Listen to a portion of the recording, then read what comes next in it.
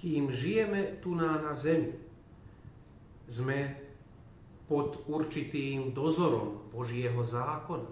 Zákona, ktorý nás upozorňuje, ktorý nás informuje, ktorý nás priťahuje a ochraňuje, ktorý nás vedie k tomu, aby sme v prvom rade milovali svojho Boha a milovali svojho blížneho a samozrejme milovali aj seba samého.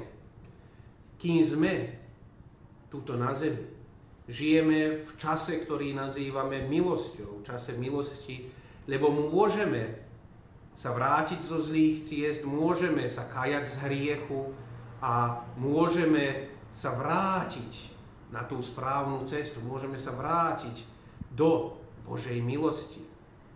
Preto to nám je tento Boží zákon veľmi, veľmi dôležitý. Práve preto, že nás upozorňuje, že nás vracia z cesty zlej na cestu správnu.